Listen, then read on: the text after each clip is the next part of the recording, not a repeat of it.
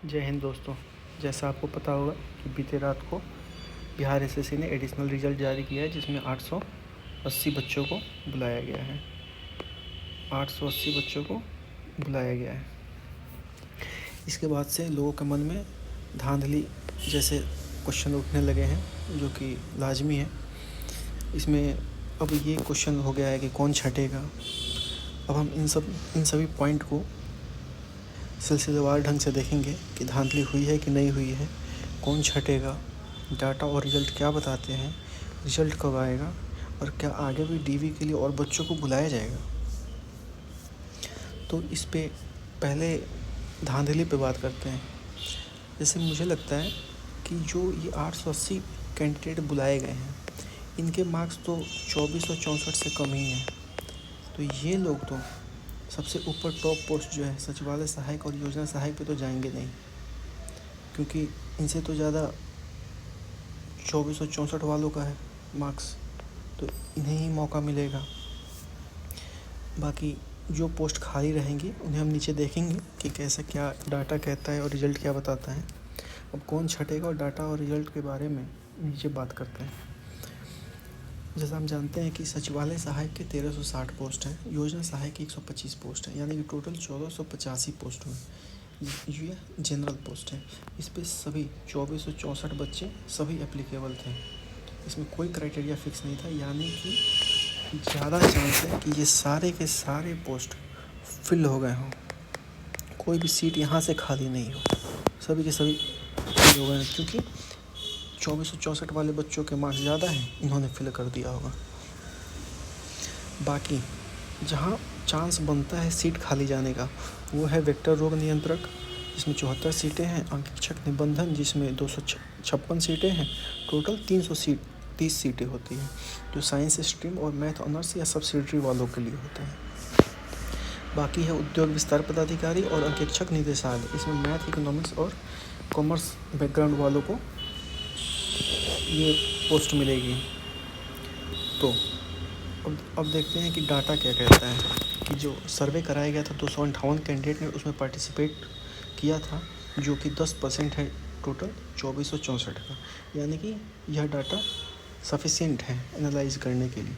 अब इस 258 कैंडिडेट में से 23% कैंडिडेट वैसे थे जो या तो बीटेक किए थे या फिजिक्स या केमिस्ट्री या बायोलॉजी से ऑनर्स थे।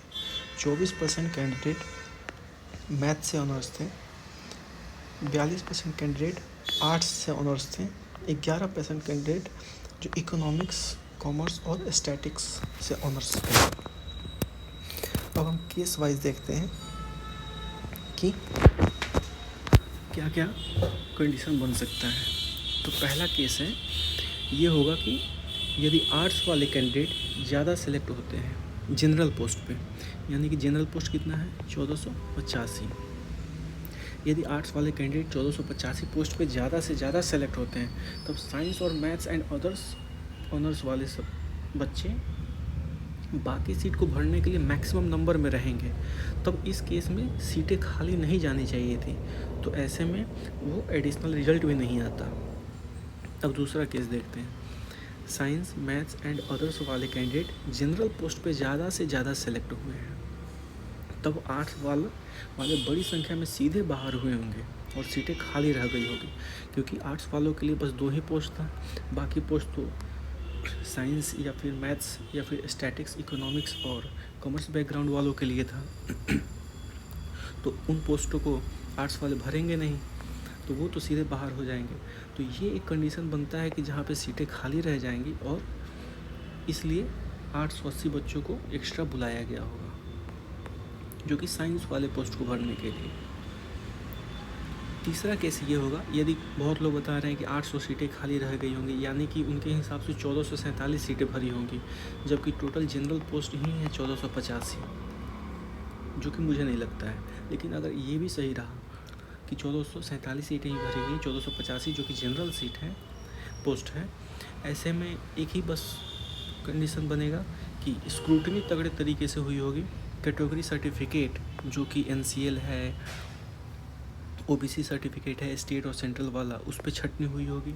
जिन ग्रेजुएशन डॉक्यूमेंट जिनके प्रॉपर नहीं रहे होंगे या थोड़ी भी कमी रही होगी उनको सीधे सीधे बाहर कर दिया गया होगा, ये मुझे लगता है।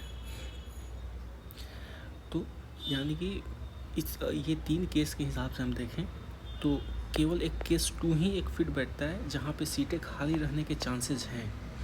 कि रीज़न एक यही दिखता है कि आर्ट्स वाले ज़्यादा बाहर हुए हैं, साइंस मैथ्स और अदर्स वाले ज़्यादा संख्या में उस पोस्ट पे सिलेक्ट हुए हैं। ग्रेजुएशन सचिवालय सहायक और योजना सहायक वाले पोस्ट पे सिलेक्ट हुए हैं, और इस वजह से साइंस वाले जो पोस्ट हैं, जैसे कि ये साइंस वाले जो वेक्टर रो और अंकेक्षक उद्योग विस्तार पदाधिकारी और अंकेक्षक निदेशालय, ये 4 पोस्ट खाली रहे होंगे। इसमें से भी बहुत सारे पोस्ट भरे होंगे, जैसे कि मेरे हिसाब से 1485 पोस्ट तो भर गया होगा, क्योंकि सबका पहला प्रेफरेंस सचिवालय सहायक था, दूसरा योजना सहायक, तीसरा वेक्टर, चौथा उद्योग विस्तार पदाधिकारी, या फिर ये तीसरा चौथा में इंटरचेंज हुआ होगा कुछ।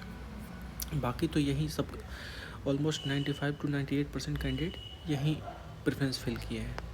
तो ये सीटें तो फुल हो गई होंगी, बच्चा ये सीट। तो साइंस स्ट्रीम वाले जो पहले और दूसरे पे से छठे होंगे वो तीसरे पे आके आ गए होंगे, तीसरे पे। और मैथ ऑनर्स वाले ये उद्योग विस्तार पदाधिकारी पे आ गए होंगे, तो कुछ सीटें इसकी और कुछ सीटें इसकी भर गई होंगी। अब जो मैथ से सब्सिडरी है वो इन सीटों को भर दिया होगा, कुछ ना कुछ इन सीटों को भर ही दिया होगा, और कुछ इसमें से सीटें भरी होंगी। तो अगर इनको हम मिला लें तो लगभग 400 से 500 मैक्सिमम हो गया। ये 400 से 500 सीटें खाली रही होंगी, 400 से 500 मैक्सिमम हो गया कि ये सीटें खाली रही होंगी, और इनके अगेंस्ट 880 बच्चों को बुलाया गया है। अब मेरे हिसाब से ये भी नहीं लगता कि 800 सीटें खाली है, मुझे लगता है कि 400 से 500 सीटें खाली होंगी, इसके सामने 880 बच्चों को बुलाया गया होगा। अब ये कुछ लोग बोलेंगे कि 1.1 रेशियो में बुलाया गया होगा, 1.1 गुना बच्चों को बुलाया गया होगा, जो कि ये बिल्कुल नहीं है, क्योंकि आयोग अब बिल्कुल नहीं चाहेगा कि फिर से दोबारा तिबारा हम बच्चों को बुलाएं। एक बार में वो चाहेगा कि हम ज़्यादा बच्चों को बुलाएं, उससे फिल हो जाए। अगर वो उस कंडीशन में फिल ना होता है फिर दूसरी बार डीवी के लिए वो लिस्ट जारी करेगा, लेकिन वैसा कम लगता है, क्योंकि आयोग भी समझता है, तो इसलिए 1.5 गुना बच्चों को बुलाया गया हो, 1.5 से 2 गुना बच्चों को बुलाया गया हो डीवी के लिए, ताकि हमें इसी बार सीटें पूरी फुल हो जाए। क्योंकि बार बार आयोग भी नहीं चाहेगा कि हम ये जारी करें और इन चीज़ों को प्रोसेस को खींचे आगे। तो मेरे हिसाब से ये चीज़ें लगती हैं। बाकी रिज़ल्ट के बारे में बात करते हैं तो 19 तक डीवी चलने वाला है, उसके तुरंत बाद यानी कि 19 या फिर 20 को रिज़ल्ट का डेट दे दिया जाएगा कि कब रिज़ल्ट आना है। मेरे हिसाब से यदि सीटें फुल हो गई इस डीवी में तो 31 दिसंबर से पहले रिज़ल्ट आ जाना चाहिए। रीज़न इसके पीछे ये है कि आयोग भी चाहेगा कि न्यू ईयर का गिफ्ट बच्चों को दिया जाए। दूसरा है कि आयोग के पास अब कोई काम नहीं है, आयोग इंटर का जो फॉर्म फिल हो रहा था उससे फ्री हो चुका है, अब उसके पास डीवी है और रिज़ल्ट प्रिपेयर करने का 2 काम बचा हुआ है। ये 2 काम मेजर अभी आयोग के पास है, तो इसीलिए ज़्यादा चांस है कि 31 दिसंबर तक रिज़ल्ट आ जाना चाहिए। अब एक और क्वेश्चन जो है कि क्या आगे भी डीवी के लिए बच्चों को बुलाया जाएगा, तो कमीशन ने स्पष्ट लिखा है कि यदि सीट फुल नहीं होता है तो वो बच्चों को बुलाएगा। ऐसे में फिर 31 दिसंबर को रिज़ल्ट नहीं आएगा, 31 दिसंबर से पहले रिज़ल्ट नहीं आएगा, तब और ये लंबा प्रोसेस खींचेगा, जो कि बहुत कम चांसेस ये है कि सीट फुल हो ही जाएगा इस डीवी में। होप सो, देखते हैं बाकी क्या होता है। बाकी आपके क्या राय हैं आप भी बताओ, आपके क्या विचार हैं, इस कमेंट करो कमेंट बॉक्स में, ताकि एक चीज़ें समझी जा सके कि क्या चल रहा है। थैंक यू, बाय बाय, देखने के लिए शुक्रिया।